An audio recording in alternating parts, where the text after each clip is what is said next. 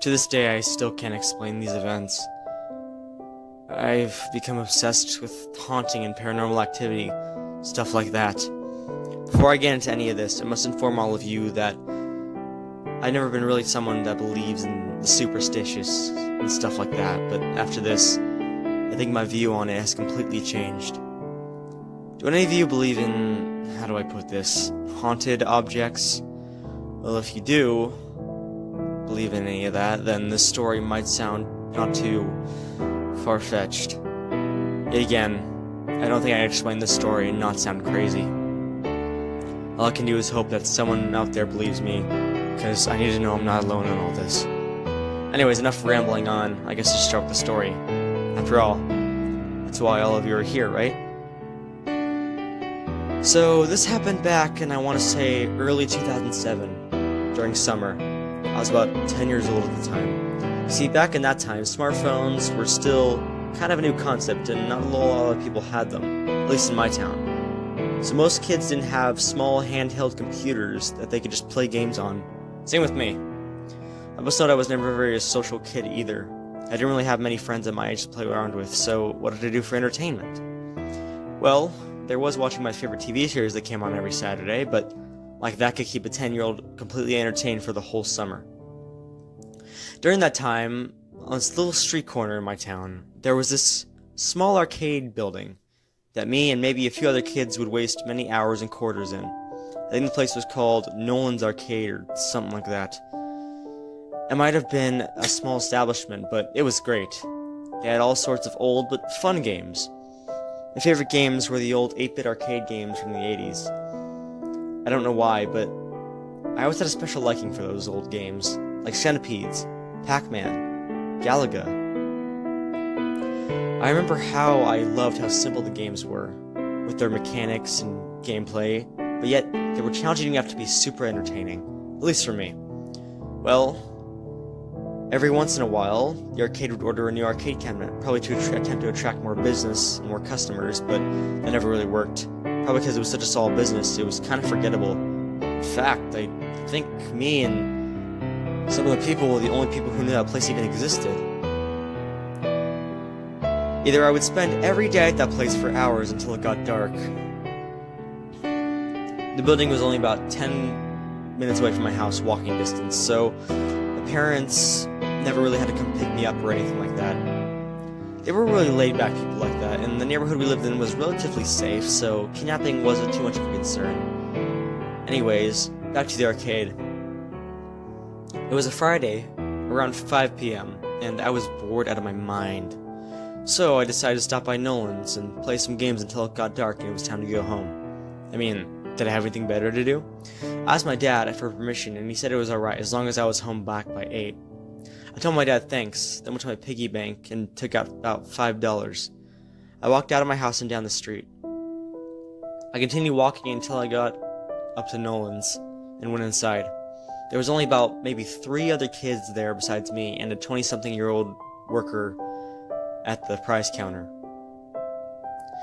I walked over and slipped my $5 into the change machine next to the entrance. It dropped about 20 quarters, and I walked over towards the arcade's cabinets. I played games like Galaga, Castlevania, and Q*bert for about 2 hours, and had about 3 quarters left.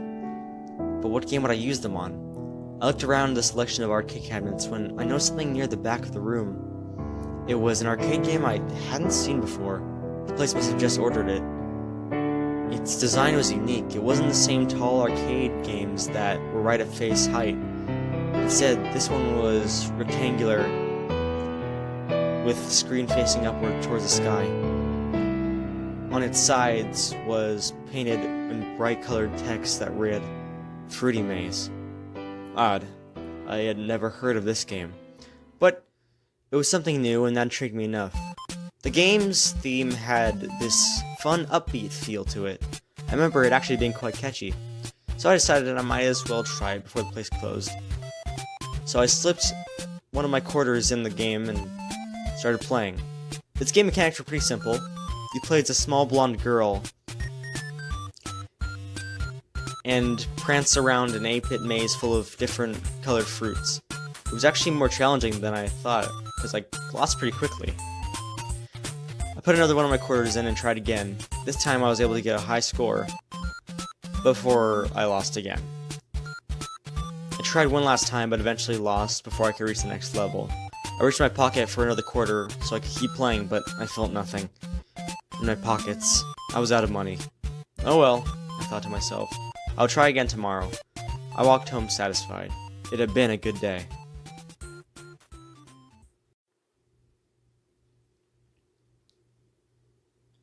Around 1 o'clock the next day, I walked back over to Nolan's. I wanted to try and beat some of my high scores on the games. When I entered, there was about 2 kids there, one at the prize counter and one at the front of the arcade cabinets. I walked over and inserted a few dollars into the change machine, took my quarters. I played some games like Donkey Kong for 20 or so minutes. Then I noticed Fruity Maze once again in the back section of the arcade cabinets. I walked over to it and slipped a quarter in it. I played it normally, like yesterday.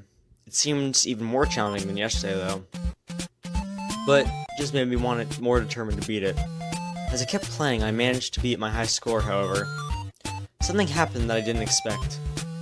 As a screen text flashed reading new high score, I saw the face of a real girl, staring back at me. I was startled at first. I would have a reason to expect that. I tried to get a good look at the girl's features. The girl only looked about a year younger than me at the time. I remember I almost found her kinda pretty. She was blonde with curls, like the girl you played in the game. Her eyes were the pretty shade of blue. She was wearing a white collar, pink shirt, with a bow tie. She also wore a pink skirt to match her shirt. She had a very sweet and happy smile on her face, like the face of someone who got exactly what they wanted on Christmas Day. The image flashed on the screen for about 10 seconds before going back to normal. I continued playing the game, however. Now every time I would raise my score, the girl would appear on the screen, flashing her happy smile at me. I'm sure she wasn't really smiling at me, but it felt like it. I spent the rest of my time at the arcade, and it went smoothly. I went home satisfied. I was kinda curious too. Who was that girl I saw in that game? Why was she there? I didn't recognize her at all. I assumed maybe the more I played the game, I could figure it out.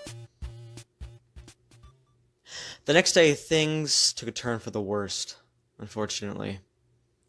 So I was heading back to Nolan's again. I had brought enough money to keep playing for at least a few hours.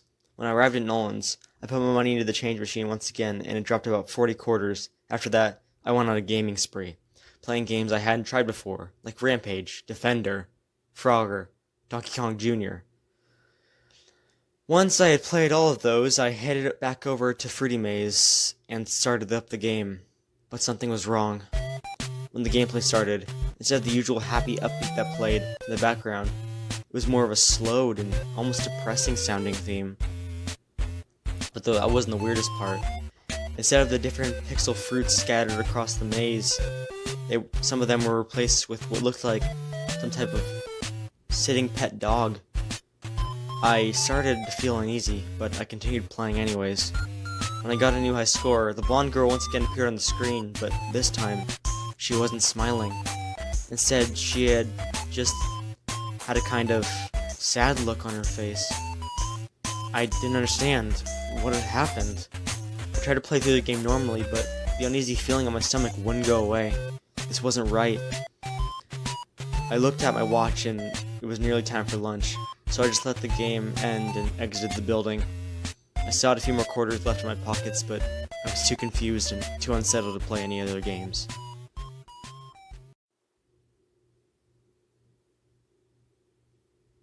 For most of that evening, I sat on my bed, thinking about that game. What had happened? Was it broken? Or glitched? I had to be one of those things, I assumed. But I just couldn't stop thinking about it, no matter how hard I tried. The image of that blonde girl's sad expression kept popping up in my mind that I couldn't focus properly. I knew I had to figure this out. Unless, if I didn't, I wouldn't be able to stop thinking about it. So I decided on what to do. I checked the time on my alarm clock. It It was 7 p.m. I had at the most an hour before Nolan's closed. I asked my parents if I could go and make a quick trip to Nolan's and spend the remaining quarters I still had. They were a little hesitant at first because the sun was already setting and it was getting dark, but I kind of begged them, and they agreed, but just reminded me to keep an eye on the time. I slipped on my shoes and tied them in a lazily made knot, and walked outside. I started making my way over to Nolan's. This time, instead of walking, I started slightly running. By the time I got to Nolan's, the sun had just completely set, and it was dark outside. I checked the time. It was about 7:15 p.m. When I entered the small arcade building, everything seemed off. I seemed to be the only one there. Even the employee that sits at the prize counter wasn't at his post. I assumed maybe he was in the back or the bathroom or something. I mean, he had to be. The place didn't close until 8, and the arcade machines were all still on. I thought that maybe playing a different arcade game before going back to Fruity Maze would ease my tension, but I was too curious. Once again, I went to the back section of the arcade machines where Fruity Maze sat, waiting for someone to play it. I reluctantly went over and slipped one of my quarters inside the machine and pressed down the start button. Then everything went wrong. As the gameplay began, the main theme started to play. This time, it sounded even worse than before. It sounded very slow now, and was very distorted. And now, instead of the in-game colorful fruits spread around the maze, they were replaced with several bloody dog corpses. My character left a trail of blood wherever she walked as well. I couldn't believe what I was seeing. I felt like being sick. This was one of the most disturbing things I had ever been witness to. I still hastily tried to play through the game, but because for some reason my curiosity was overpowering my fear in that moment. As my game's character started to collect the dog corpses, the screen brightened with the high score text. The blonde girl's face appeared on the screen, but now she didn't even have a frown anymore. Instead, she was sobbing, with wet tears streaking from her blue eyes. I didn't know what to do. I stopped touching the game controls. I allowed the game's timer to run out, but as it did, the game's music stopped, and from the game speakers came a sound of a car's blaring horn.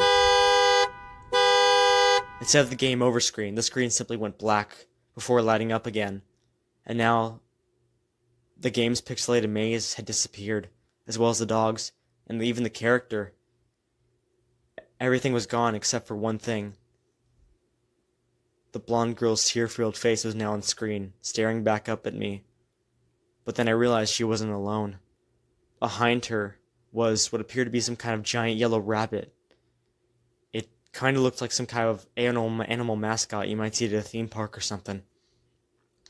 It had an eerily wide smile on its face, and deep, lifeless eyes that stared into my soul.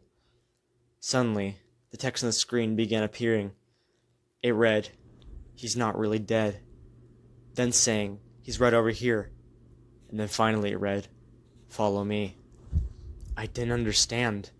I assumed the text was supposed to represent one of the characters' dialogue. Maybe it was the rabbit's. I didn't have much time to think on it, because then the screen returned to black, and the most disturbing and horrifying thing I have ever witnessed came to be. As I stared at the black screen, the sound of a young girl's blood-curdling scream erupted from the arcade machine. I couldn't move. I was paralyzed at that spot. I couldn't even process what had happened, but the realization of what had probably transpired hit me hard like a brick in my stomach. I wanted to vomit. Suddenly the game's screen came back on. This time, the blonde girl was gone. The only thing on screen was the yellow rabbit staring back at me with its chilling, lifeless eyes. Then text appeared on the screen, and as I read it, I felt my entire stomach drop. The text on the screen was my full name, Jacob Myers. How? I thought. How could it know that? There was no way it could possibly know that. Suddenly the game's text began flashing, changing into mostly spewing random letters and numbers, but one thing I noticed that flashed on screen was, I thought I could see my home address. At that moment, I turned around and bolted out of the building into the dark parking lot outside.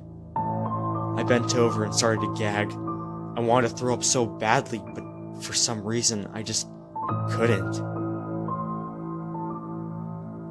My walk home was one of the most tense moments of my life. The light posts dimly lit up the sidewalk as I walked. I would turn around almost every 20 seconds. I was so paranoid that I would see someone following me from the darkness behind, but I would see nothing but black. When I made it home, I didn't even greet my parents. I rushed upstairs to the bathroom and slammed the door behind me and kneeled over the toilet. I finally found the ability to vomit. Maybe I couldn't do it earlier because I was so tense and frightened.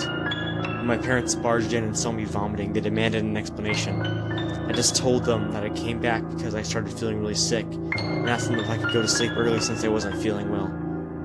Which, luckily, they believed me and agreed. I brushed my teeth and got into bed quicker than I had before. I felt so relieved. When I just hopped under my covers and turned the lights out. Of course, I didn't actually end up falling asleep. My mind was racing. Why did that happen? How did that happen? I was so scared and confused. I laid there, trying to clear my head for at least an hour, and somehow, I managed to fall asleep.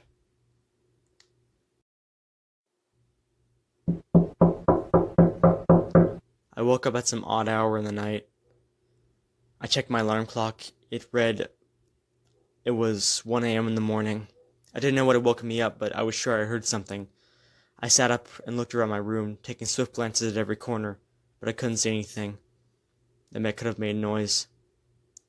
Now I must tell you that I live in a one-story house, and my bedroom is in the back section of the house, so my bedroom window faces the backyard. As I took one last glance around my room to make sure there was nothing there, I heard something that made my blood turn cold. The sound was knocking, coming from my bedroom window. My curtains were shut so I couldn't see outside. I slowly and quietly got up from my bed and walked up to my window, placed both hands on the curtains, trying to find the courage to pull them open.